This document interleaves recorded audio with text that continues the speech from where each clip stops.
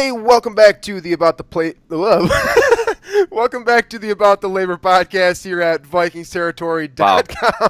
What a start. I am BJ Reidell, back here with my guy, Drew Mahowald. And today we'll be primarily talking about the Minnesota Vikings offense from a full season perspective. Try to, look at guys who are playing well, guys who are not playing well, particularly heading up into the postseason. We'll take a long look at what Pat Shurmur has done to help this team. A couple of errors in the intro today. We'll see what Pat Shurmur has done to help this team, and the difference-making ability that he has had for the Vikings this season. So, and from there, we'll jump into some coaching updates. Both Shermer and also George Edwards have been getting spoken to, I suppose, by other teams, or at least they're trying to solicit interviews from those guys. So those are a couple of guys, even at the very beginning of the postseason, who might potentially not be with the Vikings next season, depending on what they decide to do with their lives. So we'll talk about all that stuff and then finish up with some Twitter questions. So that's the game plan for today. So let's hop right in here with a word from our sponsors real quick. This is from Can Wonderland. Can Wonderland is a one-of-a-kind Twin Cities experience. Pack up the kids and check out the coolest indoor mini golf course in Minnesota. Don't worry, there are plenty of creative cocktails and artisan pizza for the adults. Don't forget to stop by Blackstack Brewing upstairs for a couple of beers after mini golf. Can Wonderland, Blackstack Brewing, two spots that make the Twin Cities the best cities on earth. And I have a very difficult time disagreeing with them on that. I would argue that these are the two best cities on earth. So that's about all I got for an intro today. Let's hop into this offense here. So, Drew, starting from your vantage point, what are you seeing from, in terms of player development, I suppose, again, from an offensive perspective, which guys have you seen the most growth from? And when I say the most growth, I don't necessarily mean players who were bad before and are good now. I'm talking more about players who have seen the most development, like the true kind of comeback player of the year award definition, in my opinion. Yeah, I mean, I like this running back group without Dalvin Cook. I thought specifically Jerick McKinnon has developed more of an all-around game this year, and I do think he should be seeing the field a little bit more than he is. I do think he brings more to the table than Latavius Murray, but I understand using Murray as kind of the bell cow because he does have more of the play type that kind of can be durable enough to withstand that many carries. But I think McKinnon as a receiver, as an in-between the tackles runner, and most importantly, and I think the most prominent that I've seen is his pass protecting. I think McKinnon's done a really, really good job, and he's really taken a step forward in that department. So that's the one that I've looked at and kind of noticed individually that has taken a big step, because I think, again, we touched on this, or you touched on it in the intro, was Pat Shurmur's scheme has really helped these guys, bring out the best in these guys, I guess. So I think that's kind of has a lot to do with how successful the Vikings have been. But I think the most development I've seen from an individual player has been Jerick McKinnon in an all-around aspect, when you look at it, because, again, I think he's receiving the ball much better from a wide array of formations and where he's lining up.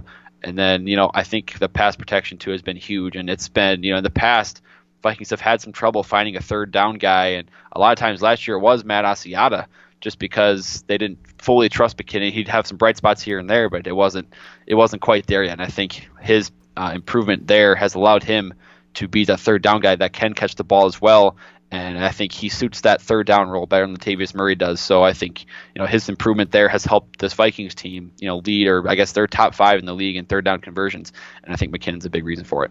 Yeah, I think you make a great point there on Jerick McKinnon specifically. He's such an interesting player because this is a guy, and we talked about this during the summer, right? That this is a guy who put on some extra muscle this season, trying to be a more complete running back. In the past, people have kind of given him, let's call it crap. I think that's probably a nice way to put it, about not being able to run between the tackles because he's, quote, short, right? I think we've seen that from him quite a bit. but Pat Shurmur, as you said as well, has really stepped in and put him in a position to succeed. Now, there are a ton of people out there who like to say, us included, that Pat Shurmur isn't using him effectively, that he should be used more potentially, and maybe that's true. But I think using him effectively and efficiently are different things, because I think he's being used effectively. I just think he could be used a little bit more of the way he's being used. I think it could happen more frequently. That's all I'm kind of saying. No, I'm with you on that, and I say that too. I think that there are definitely occasions where Jerick McKinnon could be used as a receiver in the slot, for example.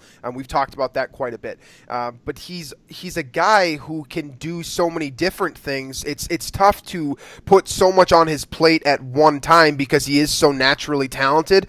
It's difficult sometimes for him to. And again, this is my opinion. It's probably difficult for him to learn every single assignment in a short amount of time. He has to absolutely grind during the summer, I would assume, to put himself in a position to be able to succeed coming off of the bench when Dalvin Cook got hurt, or in kind of a complementary role with Latavius Murray. I assume he had to suck up his pride to a degree, knowing exactly what his role is within the offense and doing the best at what he can do within that role until he sees a greater chance, whether that's in Minnesota or somewhere else down the line. But that's what, for me, I agree with you. That's what makes Jerick McKinnon so special.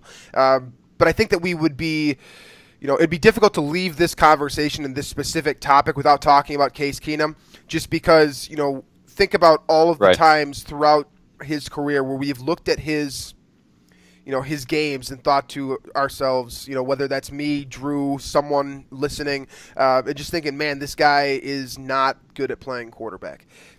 I don't know if that's ever really been true. I like the point that you made probably 6 or 7 weeks ago about how maybe he's always been this guy and maybe he just didn't have the right offensive coordinator, which brings us back to Pat Shurmur once again. And that's why when Drew and I talk about Pat Shurmur so much, about the influence that he has on this team, it makes him irreplaceable to a degree, right? I'm sure that there's someone out there that can come in and learn what Pat Shurmur is doing and doing well and continue to kind of continue this trend moving forward for the Vikings in the event that he does leave.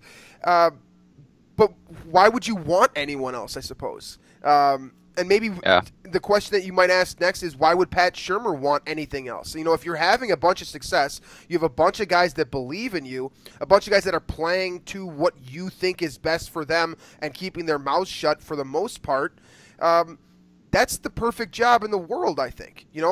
Especially when, you're able to solicit them for questions and say to them, Jerick, what makes the most sense for you in this type of situation? That helps people like Pat Shurmur. And to a degree, I'm sure it helps guys like Mike Zimmer, too, just to buy into what they think and then trying to use it as effectively as possible. Which is why when people blame play calling, to a degree, they're right. I mean, Pat Shurmur makes mistakes just like any of us. But at the same time, if you're right like 85% of the time as a play caller, I think you're doing your job pretty damn well. Right, yeah. And I mean, I think I'm going to kind of go back to another move that I may have been Shurmur's doing. I don't know who exactly is responsible for this, but switching the slot role from Diggs to Thielen prior to this season, I think, also unlocked another element in this offense. You get further mismatches with Thielen in the slot. You get Diggs outside, where his stop and start ability, that quick shift agility, it can do better damage on outside corners versus in the slot. And then I think that really it helps Case Keenum find those mismatches, and I think Adam Thielen can take advantage of slot corners better. And I think that's just another key to what this Vikings offense has been able to do. So I mean, Pat Shurmur, he's going to get a head coaching job somewhere. And to answer your question about why would he want something else, I mean the answer probably is money, or just the higher responsibility of being a head coach and the power that comes with it. I mean, every person wants that. Every person wants more money. Every person wants the head job. So he's probably going to take that after the season. But and I think we should. A lot of people are saying, well, these interviews are a distraction, yada yada yada. I mean, this happens with every team. Every successful team in the playoffs has coordinators, assistant coaches that are being interviewed for other jobs. Patriots have both their guys, McDaniels and Matt Patricia, right now doing the same thing. The Eagles have their guys doing it. Jim Schwartz, defensive coordinator, is being interviewed by multiple teams. It's happening all around the league. And Ben Gessling at Star Tribune actually put up an article today about how a lot of fans have asked why can't this stuff wait till after the season, like Kyle Shanahan kind of did last year. But it's one of those things where these jobs don't last.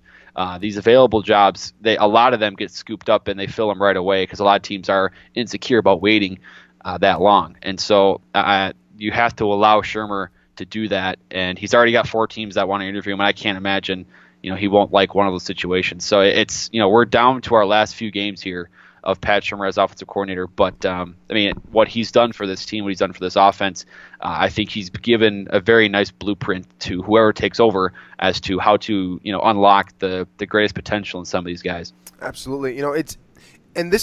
Fans are going to look at, and as a Vikings fan as well, I look at kind of the negative to Pat Shurmur leaving, the unknown, I suppose. Yeah. The worry that comes with an offensive coordinator who specifically calls plays leaving. That's a big change, and in theory, that could derail a franchise overnight because it forces all these veterans and young players in the locker room who have been learning this particular system for about a year now. So it hasn't really been that long for Pat Shurmur, about a year and a half, I suppose, since he did start as the tight ends coach. So his influence has kind of always been there, I suppose. A lot of these young players might, let's use Hugh Jackson as an example. If he comes in and takes over that offensive coordinator role for the Vikings, are players going to look at Hugh Jackson the same way they look at Pat Shurmur? Because a lot of the time, I think that players look at, coaches that are older from a physical standpoint and kind of take their ideas a little bit more seriously because you think that adults tend to have more wisdom than younger players or, younger people in general. So it's important that, think about what the Rams did this offseason, for example, with Sean McVay, 31-year-old guy. There are players on his team who are older than him and need to literally think about, okay, this guy's old. This guy is younger than me and smarter than me. That's very, very difficult for a guy like Sean McVay, in my opinion, to control. The locker room. You have to get everyone to buy in for you. And he's done it. So is it possible for a guy like Hugh Jackson to come into Minnesota and just continue, I suppose, a mini revolution of what Pat Shurmur has been able to do with this offense? Yeah, I think so. I think that's definitely possible. At the same time, it's also very possible that offensive players on this team, let's think about Case Keenum, for example, is probably a great example of this, given that he hasn't had the best success with every coordinator he's ever been with. It'll be important for Case Keenum to re-buy in to this team and this offensive strategy in the event that he is, in fact, the quarterback moving forward. So if Pat Shurmur leaves, that kind of gives Case Keenum incentive to leave, in my opinion. It's because other teams have seen what he can do now. It's just a matter of, can other teams put him in a position to succeed? Mm-hmm. And that's why you look at guys like Teddy Bridgewater and think it might be worth sticking around for, because Teddy Bridgewater he's very confident in himself as well. Right. But is he confident without Pat Shurmur? That's the real question here. And it all comes back to Mike Zimmer as your sort of authority figure. If he's able to control, control is always a kind of a negative word, but I guess delegate effectively, that's the difference between good and great. If he can continue that with a new position coach, it doesn't really matter who the guy is so long as that guy has a positive attitude, in my personal opinion. Right, yeah. And I think, I think it's going to help if, for example, let's say Case Keenum is brought back, and I would assume the Vikings would let him have some say into, as to who the next coordinator is, whatever the situation may be. But, regardless, I think the Vikings have now been able to show, without Norv Turner kind of holding them down, the talent that's on this team. And then also, I think the work Rick Spielman did in the offseason with his offensive line, I think for sure, Riley Reiff exceeded my expectations. Oh, for sure. Absolutely. Nick Easton probably exceeded my expectations, I think, just being a starter in there, taking over for Alex Boone when a lot of people didn't like that move initially. It was one of those moves that we have seen from this front office that, they like to have those hardworking guys that might not be as talented, but the character is higher, right? And Right. I think that's what happened here. It's the same thing that happened with the Trey Raines pick over Marcus Peters. You've seen that over and over again, that this front office really values character. Then Pat Elflein has been phenomenal. I think he was featured on the Brian Baldinger had a little video of the top 10 rookies of the season, and Pat Elflein was on that list. Then you got Joe Berger hanging it up after this year, a phenomenal, final season for his career, a chance to win a ring.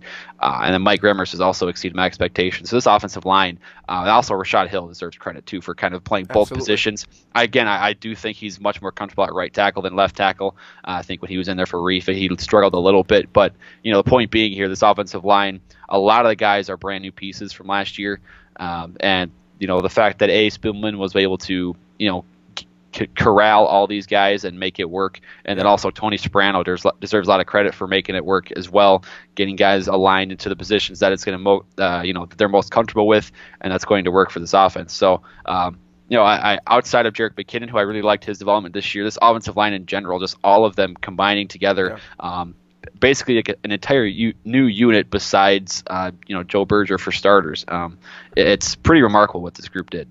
Absolutely. You look at how important it is to have guys like Terrence Newman on your team, how important it is to have guys like Joe Berger on your team, how important it is to have guys like Mike Zimmer and Pat Shurmur on your coaching staff. I think the Vikings are the ultimate example of this, because if everyone is prepared and ready to roll when given their opportunity, part of that, that's going to change everything. But part of that is being able to adjust to being a backup. It's important. I've seen this said a million times, and I don't think it's a cliche anymore. It's really, really, really important for players to accept what they are in the moment. Because how many players like that are there on this roster? It seems like they're sprinkled around evenly around this roster of players that have, maybe they're on the back nine of their career, but they're accepting the backup roles. Brian Robinson, Terrence Newman at quarterback. You have a couple guys. You have Bradford and Keenum who have both done that. Keenum coming in expected to be just kind of a guy who help out with the offense and whatnot.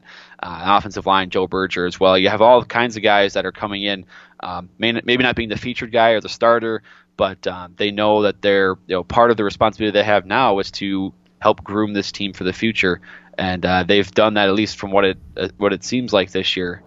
They've done that really well. Yeah, it's absolutely. It's very important to just kind of stay in the moment. I think that guys like Stephon Diggs probably are great examples of this, because from high school, Stephon Diggs was, I've talked about this before on the show, but I think it's worth mentioning within this theme, right? Stephon Diggs coming out of high school was a 5-star recruit. He's one of the most talented players relative to, I guess, the perception of people who grade him on a regular basis. Then he goes to Maryland, and as I said, I believe even on the last show, he goes to Maryland and he becomes kind of just a random guy who is used like Percy Harvin was in Minnesota. The quarterback wasn't great at getting him the football, in my personal opinion. The pieces around him were not necessarily always doing their job, and Maryland as a whole suffered from it. And Stephon Diggs, I think he probably noticed that. He noticed that, if he's the only guy responsible for his team's success, he's probably not going to have all that much success. So then he comes to Minnesota, where he's surrounded with so many other guys that have the mentality that it's okay to take a back seat once in a while, so long as you're still getting yours when the game's on the line, or you're playing an NFC North opponent, for example. That might be important to Stephon Diggs, stuff like that. There's a reason why we start to see trends with players, right? There's a reason why Stephon Diggs came into this season only scoring his touchdowns against NFC North opponents. It's probably because he was the most confident against the teams that he had seen the most times, the teams that he had watched on film the most times, and now that's translating to across the NFL and I guess the NFC. That's why the Super Bowl is so special, because you don't always see these AFC teams all the time, and you get the Pittsburgh Steelers thrown at you out of absolutely nowhere, for example, and you haven't been watching them at all throughout the year because they're not on your schedule.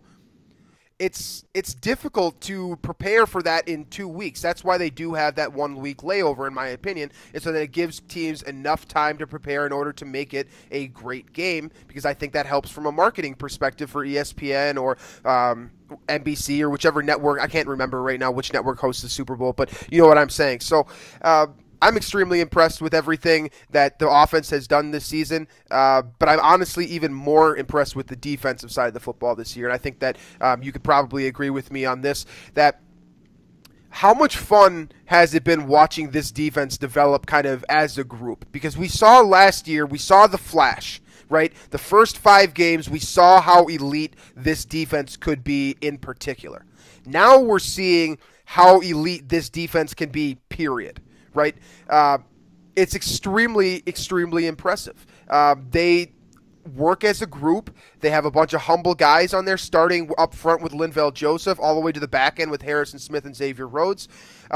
Guys who are just slowly getting better and slowly becoming arguably the very best at their position. And that's what we're looking at now, is a bunch of very talented players elevating each other. And as I imagine a lot of you guys who use Twitter have seen over the last couple of days, this is one of the very best Vikings defenses from a regular season perspective in team history.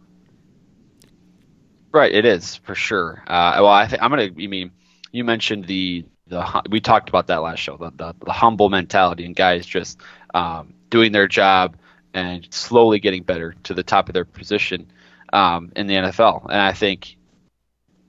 There's no better example of that on the offensive side of the ball than Adam Thielen.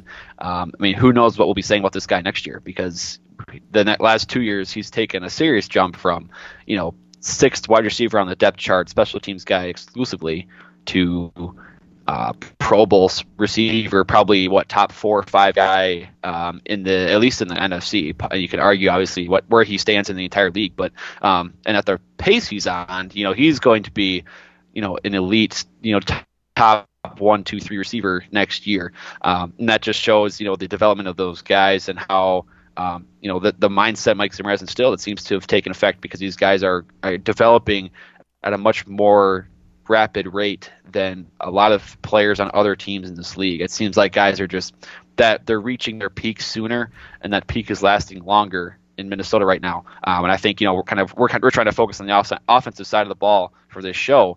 But the defense, I mean, I think it's very, very clear, especially on the defense, with the guys that they're signed to extensions, but also the guys that have really picked it up this year as opposed to last year. McKenzie Alexander being one, Trey Waynes being another, and then I think on the offensive side of the ball, Adam Thielen's a good example as well. But I think Jerick McKinnon too, like I mentioned, another guy that's really reaching what his peak is. I think very much sooner or at a much quicker rate than we anticipated. So this team, there's just something about it, and that's why I'm a little bit. I'm not as doom and gloom about a quote unquote like a eventual collapse, or however you want to phrase it, for this team, because this team is set up very, very nicely for contending status in the next 3 to 5 years, and that's why, to me, if the Vikings lose in their divisional round or even the conference, whatever it is, this team has shown this year that they can be contenders for the next few years or the next 5 years. And I think that, again, that says a lot about what the development of the coaching staff on the offense and the defense, the general manager, the front office. This team it's something special, I think. I completely agree with you. It really is. It's a special defense for sure. I was watching Mike Zimmer's press conference earlier. I was prompted by one of our many listeners, Trevor, our good friend here. Friend of the show, I should say, said he told me to watch Mike Zimmer's press conference, and I hadn't gotten to it just yet. And when I checked it out, it was fun to see. It's something that I've seen from Mike Zimmer personally, a development from him, is that I think that he's giving off more of the impression to his players that they are improving, but not telling them. He's not telling them specifically, you need to be like, you are good. He tries to kind of continue to motivate them, and that to me sort of gives the wrong message at times when he stares at you with these dead eyes, and he stares into your soul, and he looks at you and he says, Trey Waynes, you need to improve, man. It's like, for Trey Waynes, it's like, I imagine that initially he's like, okay, I guess I'll have to figure out how to improve then. Like it's not like it's difficult. Or you can look at McKenzie Alexander, right? Yeah. McKenzie Alexander last year when Zimmer was trying to tell him, this is where you're going to be playing, and Alexander kind of resisted, didn't play as well. He got embarrassed on the field, and now this year he's stepping into that role with Marlin gone, and wow, all of a sudden things are clicking. I mean, it's almost like maybe Mike Zimmer knows what he's doing. Maybe this coaching staff knows what it's doing. And I think you're seeing it again on both sides of the ball with the development and the success and the, especially the situational football as well. This team is set up really well, not just for this playoffs, but for the future as well. Yeah, and it helps. Let's just be honest here. It helps our show too for when the Vikings start to play better. Our numbers go through. Yes, it does. Our numbers personally go through the roof when we're able to talk about positive things on a consistent basis, right? Yeah. But at the same time, you got to remain objective. That's the most important thing. It's like these players. These players, and I'm kind of imagining, I'm sort of imagining here, but I think that a lot of these players literally, like they walk around and people just stare at them, right? They're these humongous athletes who are incredible in every little thing that they do, right? But they're still people. And the more we sort of reiterate that cliche to people, specifically people in Minnesota, because our show primarily talks about the Minnesota Vikings, the better this team is going to feel, the better they're going to be, in my personal opinion. Because if we can all remain objective and just be like, all right, this guy isn't playing well right now, but he still has the ability to get there in the future if he listens to the coaching staff and has them do, goes about his business in a proper way, I suppose, and just understands his role within the team. That's the difference between good and great sometimes. And I think it's nice that you brought up McKenzie Alexander, because this is a guy that has been a theme of this show throughout, I believe. Talking about, this was a guy last year that, walked around with a chip on his shoulder, rightfully so. I mean, he's from a national championship team in Clemson where he was the premier cornerback in the Will Fuller, remember that game? What he said about, if you guys haven't checked this out already, check out what McKenzie Alexander had to say about Will Fuller on YouTube. That was kind of the first time for me personally where I heard someone mention Will Fuller in a negative light, and it became a lot easier for me to look at his skill set and say, I don't know if this is going to work in the NFL, because McKenzie Alexander said it, and because McKenzie Alexander is a guy that I respect because I know that he understands. Well, and Alexander proved it on the field too. I mean, he just straight up locked him down on the field in that game. So that's kind of what gave actual evidence, like visual evidence to look at for Will Fuller against a top-notch corner. But that's why running your mouth has its.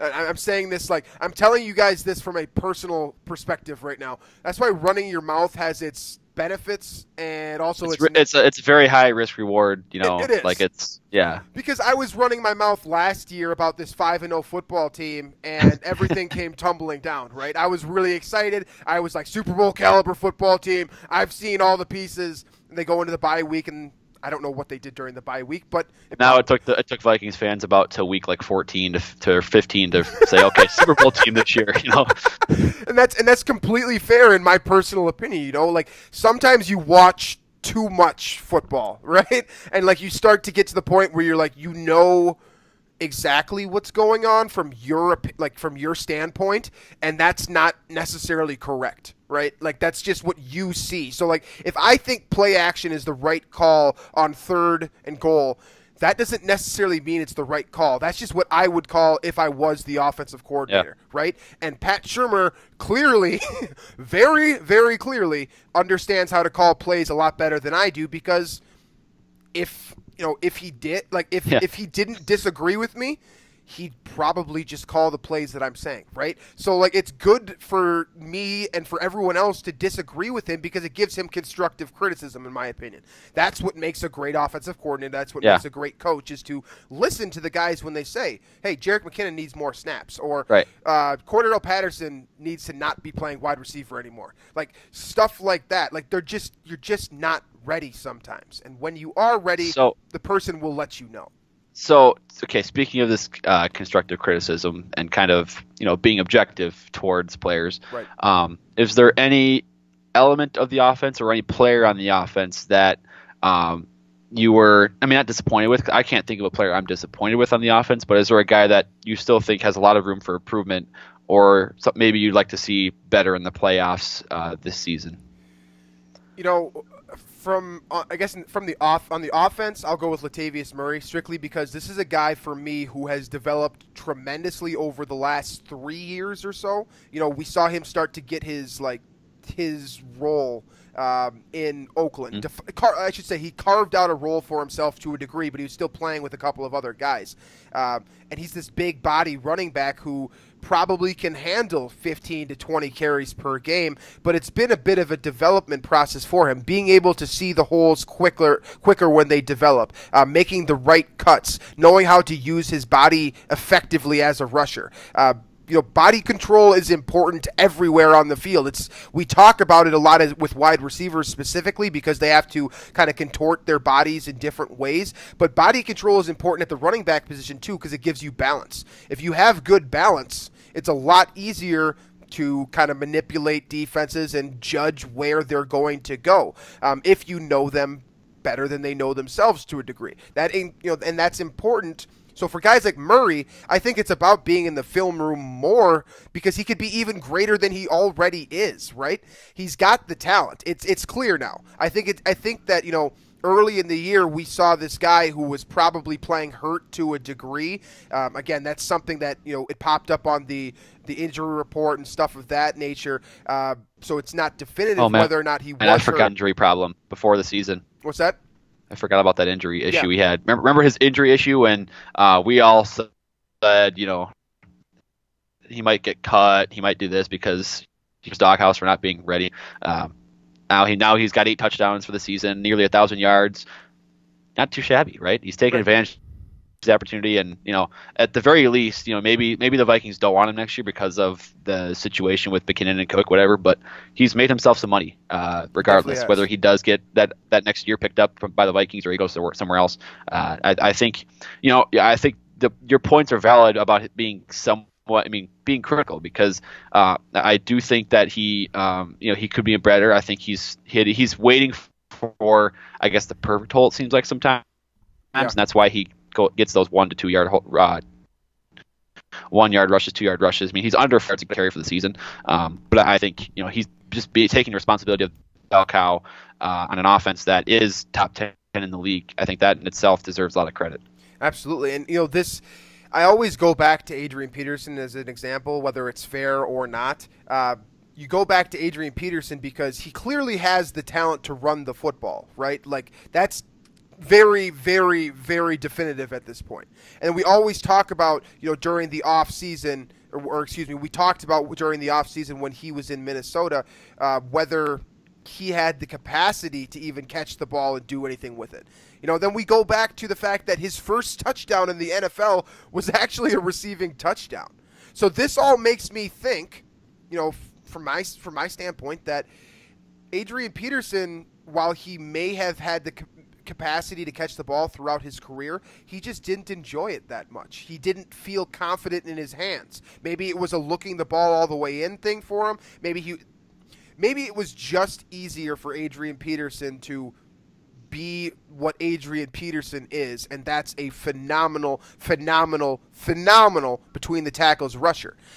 That's what makes him a good player, in my opinion. So, to a degree, you make your own luck, right? You put yourself in the best position, and then all of a sudden, things start to open up a little bit for you. And Latavius Murray is a great example of this. Jerick McKinnon is a great example of this. Adam Thielen is a great example of this. I could literally list most of the guys on this team because they seem to get better regardless of what fans say about them. And let me tell you, they hear you. Like when you're criticizing Danielle Hunter, that doesn't he doesn't need that. He doesn't need that right now because he already knows that he needs to work on his pass rushing moves. He knows that he's expected to get 15, 16, 17 sacks sometimes for an entire season, I suppose. Oh, man. The expectations are very, very high for him, and it makes it difficult for, I guess, in my opinion, for him and for fans too, to a degree, to buy into him when he's not getting these definitive numbers. But he's still getting pressures.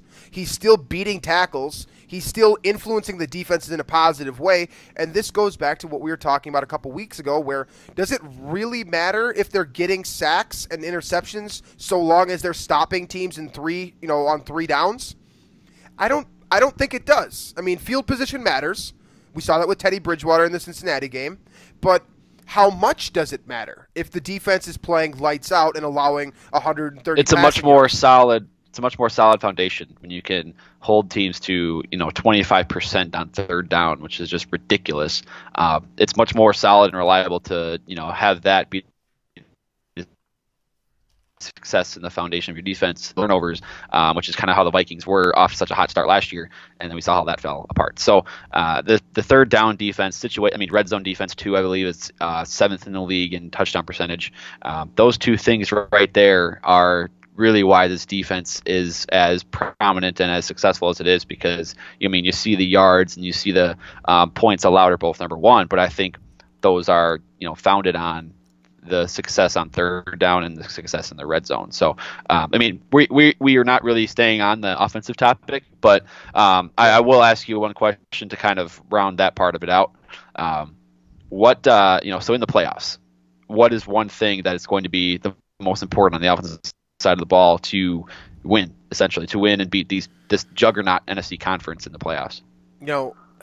So this is difficult because there are 3 very, very, very, very good teams opposing the Vikings, in my opinion. And then there are a couple of other teams that are also good. Atlanta is a team that is good but not great right now, in my opinion. But Carolina, New Orleans, those 2 teams are playing very well right now, and then Philadelphia has shown a capacity to also play well. So those 3 teams are very difficult to beat, and I think that you need to beat... Not the Rams? I think the Rams aren't quite there yet. You're writing them off because of what happened last time at US Bank? I'm not... See, that I'm kind of skewed by that, to be honest. Like, recency bias is like, okay, well, we clobbered them.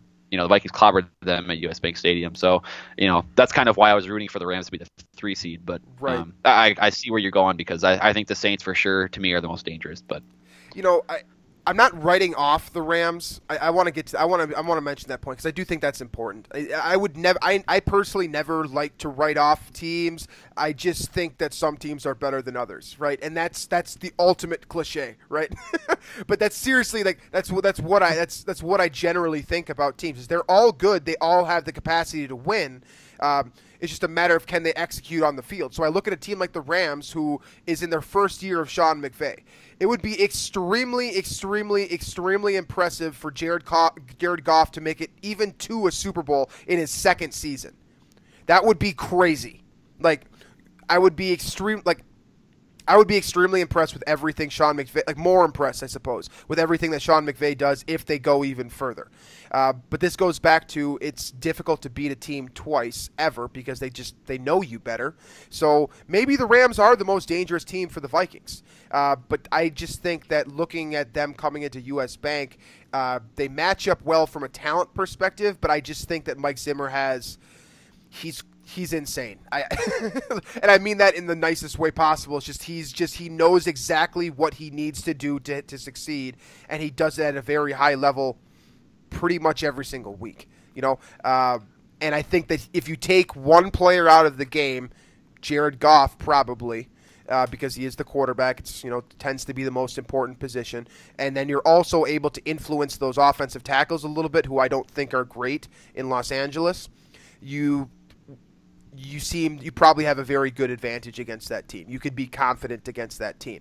So I think the Vikings go in confident against any opponent, to be honest with you. It's just a matter of can they execute? Can Mike Zimmer call the right plays? Can Pat Shurmur call the right plays? And I think that we've seen, that's really the most important thing. Can Mike Zimmer and Pat Shurmur execute their playbooks, their respective playbooks effectively? Because you like how the Vikings can execute the play call, right? You don't have any problem with because I'm kind of in the same boat. It seems like the success has been based on the scheme a lot of times with this both offense and defense, but particularly the offense. You're seeing guys put in positions to really win. And I think there's been some concern. This is kind of the last point I think we should make before we get into brief stuff about the coaching and then some Twitter questions. But some concerns about Case Keenum, and a lot of this came from Arif Hassan's article on Zone Coverage about how I think the title of it is Case Keenum is a liability on the offense, which I wouldn't go that far, and I don't think that's kind of really what the article says. But right. It points out that he's had, especially the last few weeks, some inaccuracies down the field, situations where he's not, he's making some bad decisions at times. But and I guess my response to that is that I think that this offense is still a top 10 unit in the league, and he's the quarterback, and he has been all season. And I think that quarterbacks throw iffy balls all the time. Every quarterback does it. And you could pinpoint any situation where that happens on any quarterback. And I think his interceptable passes rate is very low still. Case Keenum's, I believe it's 20 to 25 in the league among starters. So I'm not worried about him as much. He certainly has deficiencies. Every player does. I think I'm ready to roll as far as this Vikings offense because it has destroyed some decent defenses this season. And I think even if the Vikings put up 20 points in a playoff game, 21 points. That's the bar. That's our bar. And that's not a whole lot, in my opinion, to ask of, especially what this team has done throughout the season. For sure. So, I think there's not a whole lot to be worried about there. I think the Vikings are set, and I think this team really does have a really, really good shot at winning the NFC. So, I guess we can. I don't know what else there is for those coaching updates, but we can kind of just touch on. That Pat Shurmur has now had 4 teams request to interview him. I believe Arizona, the Giants, the Lions, and Bears. And then George Edwards also had the Bears request for him as well. So, it looks like those two guys are in hot pursuit. And a lot of what I've heard from rumors, I was even listening to Pardon My Take on the Barstool podcast, and they had Mike Florio on, and they said, or Florio said that if Shurmur goes somewhere, he's really going to try and grab a quarterback with him. Whether that be from Minnesota or he's going to try and get a guy that he really likes. So I would assume that means Sam Bradford could be moving with him. That's or interesting. Ooh, that's a super interesting topic because right now it seems like the fan base has kind of shifted to 2 quarterbacks, right? Teddy Bridgewater and Case Keenum. It's always sort of been a split between Teddy Bridgewater and someone, right? Yeah. Right.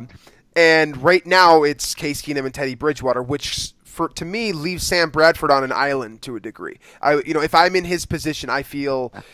Kevin Seifert, ESPN, basically said, Bradford's return won't change the depth chart. He's the 3rd guy. So that to me says, okay, he's probably done in Minnesota. Right. So if that's the case, no pun intended. Every time. Then yeah, I think that makes a lot of sense, and to me that also makes a lot of sense for Pat Shurmur too, right? Yeah, it does. Then he doesn't need to draft and develop his own guy; he just can continue to develop the guy that he has been working with throughout his career. So to me, Pat Shurmur has. He's in a position right now to succeed regardless, so long as he continues to work his tail off. You know what I'm saying? That's what he needs to do. And if he does go to a new organization, he's gonna be forced to ask a whole lot of different personalities, guys that he may or may not be familiar with, to succeed as well. So that's why I think that guys like Kyle Shanahan, for example, have so much success, relatively early. I think that honestly, I think that Kyle Shurmur has been. Kyle Shurmur. That's funny. Kyle Shanahan has been. I'm pretty sure his name is Kyle Shurmur, isn't he? I'm pretty sure he's a quarterback. He played quarterback for Vanderbilt this year. Pat Shurmur's son, and his name is Kyle Shurmur. Yeah. Okay. Well, I think that's actually correct. I'm pretty sure. Okay. Well, that's just a funny coincidence then. No, I like that. That's a funny point because I don't think people knew that. If that is the case, no pun intended. I like. Anyways, I like Pat Shurmur. I think that he has, I think that to a degree his calling might be something bigger than just the Vikings. But I think that because I think he's the type of guy who will always carry with him the message that Mike Zimmer has, sort of installed to this Vikings team. And I could say the same thing about George Edwards. We saw that he's starting to get some new interviews as well. We've seen that he has,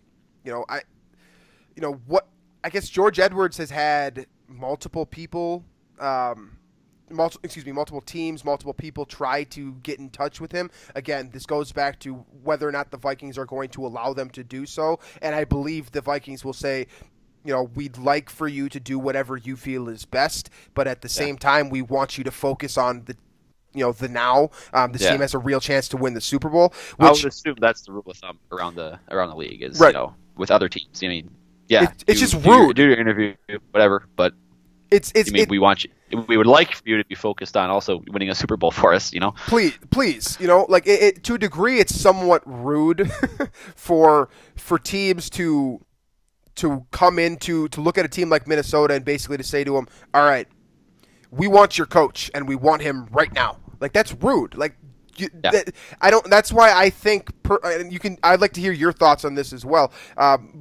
Do you think that the rules should change about when coaches should be allowed to be contacted, or I guess do you think there should be a greater enforcement by the NFL for teams that get caught trying to solicit coaches early, I suppose? I mean, I think the problem becomes, what do you do with coaches that were on teams that did not make the playoffs? Are they able to be contacted too?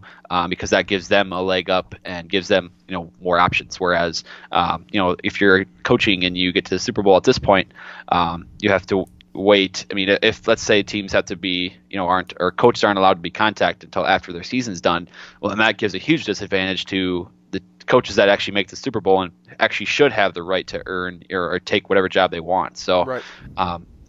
If there's a rule change, I think it should be disallowing contact to coaches until the Super Bowl is over, and then from there, you'll have a rapid fire of like 2 days after the Super Bowl with every coach is getting job. You'll have 10 different jobs filled in at once. But I think that would be the one solution to the kind of this problem here. So I kind of like how the rule is currently, to be honest with you, because I think that it shows the true character of coaches, the ones that are willing to wait for the right team to basically say, hey, we think you're the guy, but let's see what you do in the postseason first. You got to prove to me that you are the guy. And for a coach to take that as a positive and basically say to himself, all right, yeah, I am There's a lot of trust involved. Yeah.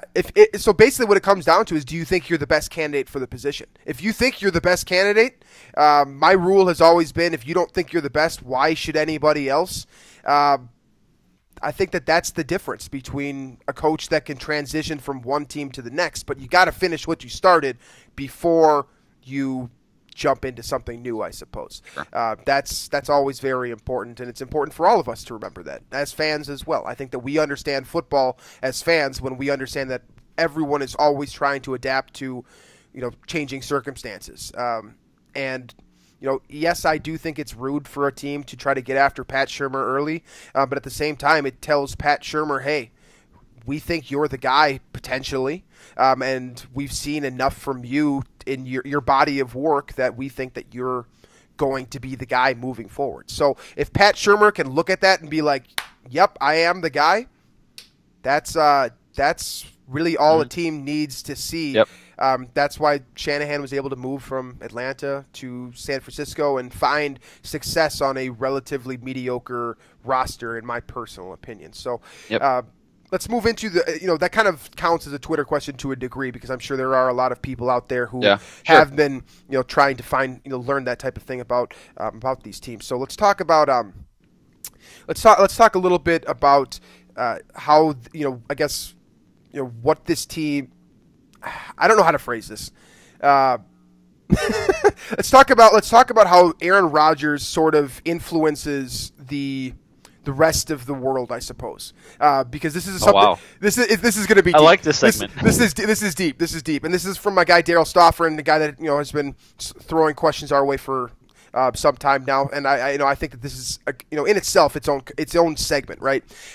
Because Aaron Rodgers, what he decides to do in Green Bay over the next few months or so, basically is going to change the dynamic in the NFC at least, and if he does decide to go to the AFC, it'll change the dynamic in the AFC as well. So the situation at hand, from what I understand, what I've heard from people, is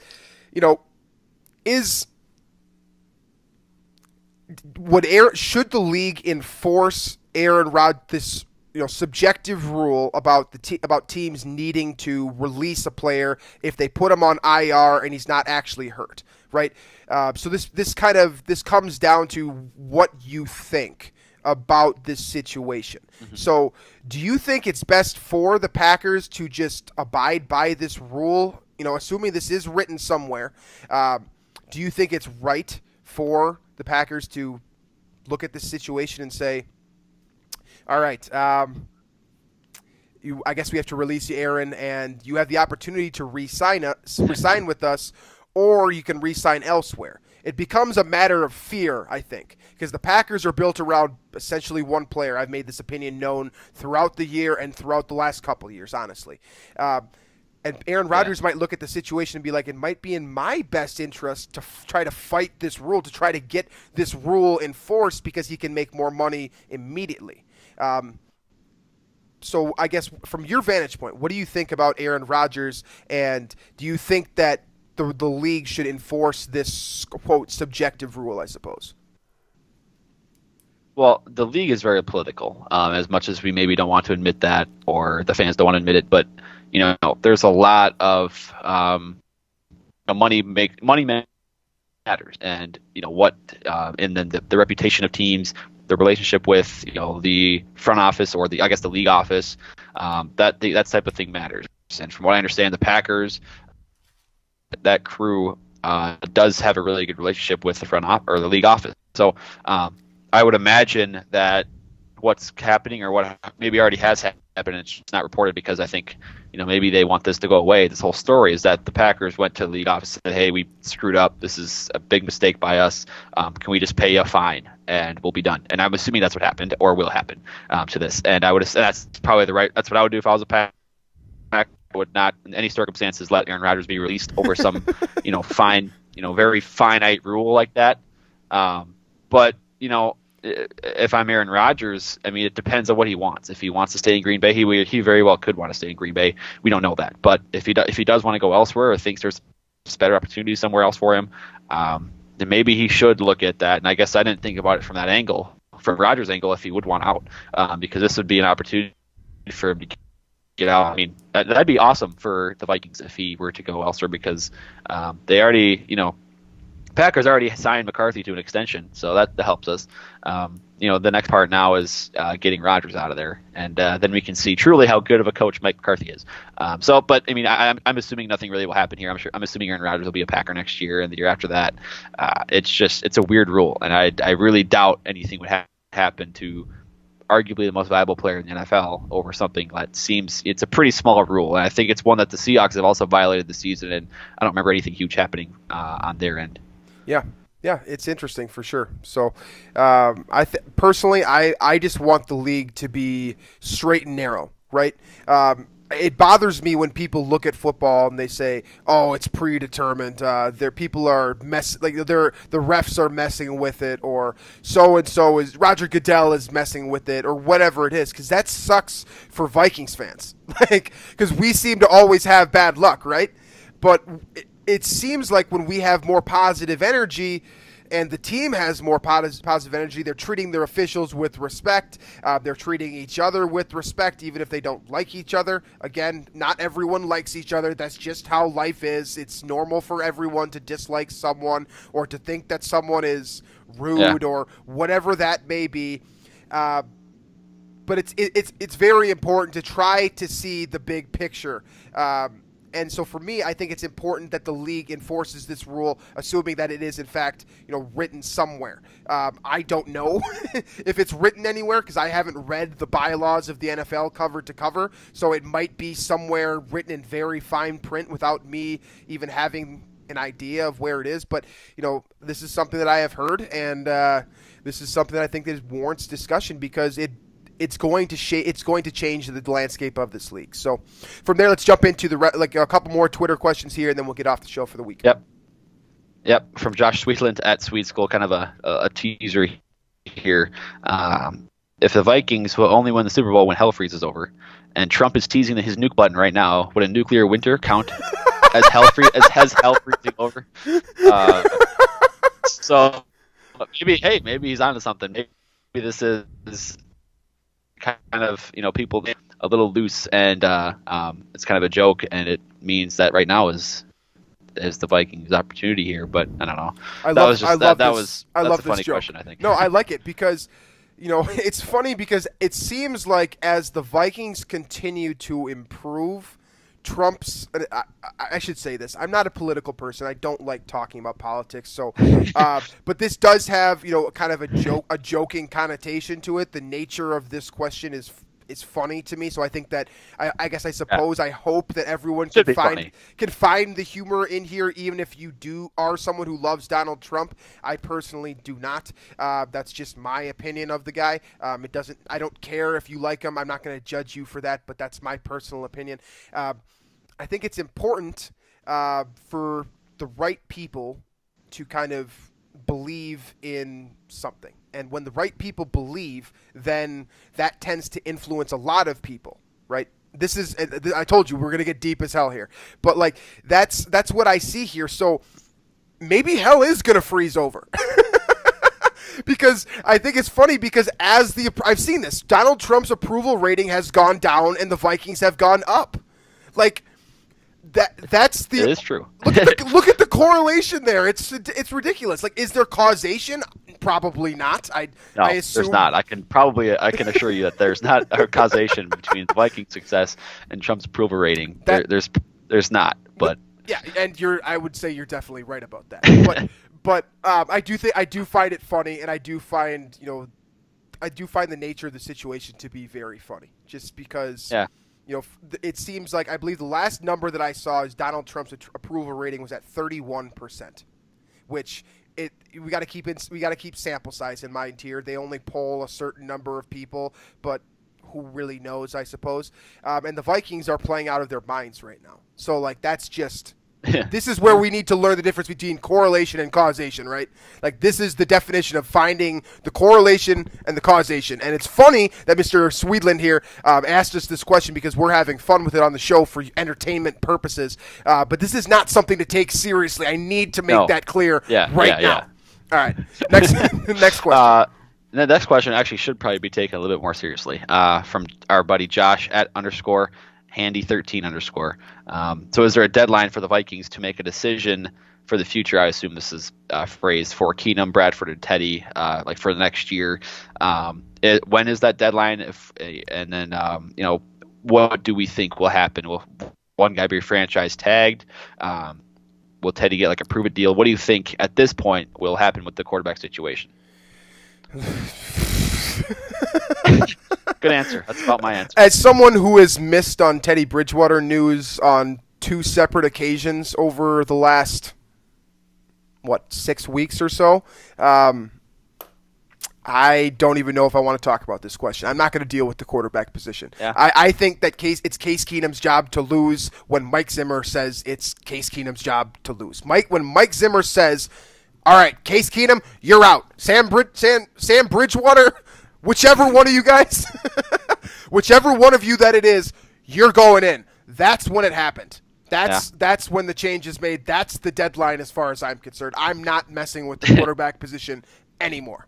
I think the most likely scenario is Bradford leaving, and I would bet that it's with Shermer. I think another likely scenario is that Keenum and Bridgewater both return on a combined amount of money somewhere around $20 million. Because I think Teddy's demand will be very low given essentially 2 full years off. And when he was on the field, I don't know if teams are going to factor this in or not, but he threw an interception on his first pass back. I would imagine both guys are back, and I think that the Vikings have the 8th most or 6th most cap room in the NFL right now. Right. So I would assume they have the money to keep both of those guys, and I think that's what happens. And I think next season will be kind of the Case Keenum, his job to lose, and there could be a real quarterback competition there. But I guess if Teddy does find an opportunity to start somewhere, I would assume he takes that, and I just don't know if that opportunity will come. So Yeah, I want to go back to what Jordan Reed said, and then we can close out the show because we are really low on time here. But I think that Jordan Reed has made a very important point and kind of had a good theme throughout the last couple of years of Teddy Bridgewater here, is that he's always said, like, this is a great person with a ton of natural ability, but why would he, if he believes he's a starting quarterback in the NFL, what ties to Minnesota does he have other than the fact that a lot of fans seem to really love him, right? Like, what reason does he have to stay here? If he gets a chance to start, he needs to, for his own good. I think he should take that chance.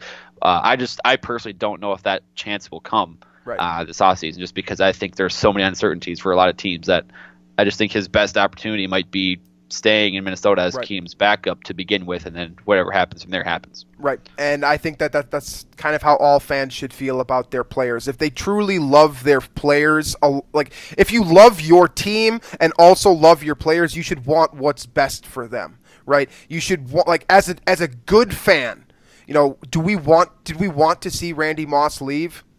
No. Probably not. Like, I don't think I ever wanted to see Randy Moss in a different jersey ever, because he was so special.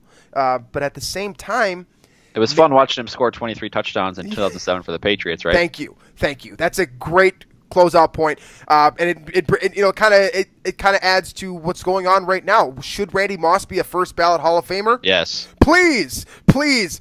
Terrell Owens should have been too. If Randy Moss is not in the Hall of Fame as a first ballot selection, people are out of their freaking minds. Period. Because that's it. That's the end of the show. So thank you, everyone, for tuning in. As always, CastBox is our main place to find the show.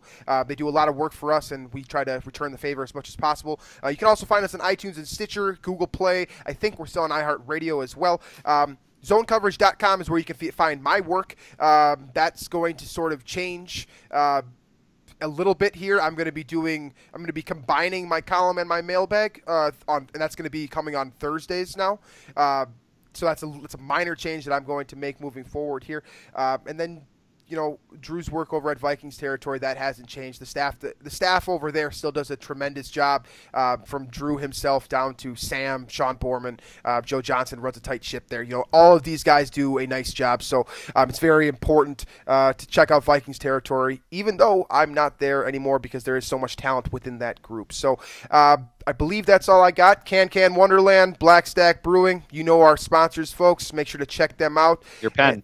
Oh, my pen, yeah. I got a cool pen here from Black Stack, so that when I do my show notes, I can draw in a Black Stack Brewing pen, right? So that's the show. We appreciate all you guys for, you know, everything that you have done for us, and we will catch you guys later on this week with some more, let's call it bye-week filler. Just talking Vikings once again later on this week. We'll figure it out when the time comes. So thanks for listening, folks, and we'll catch you later on this week.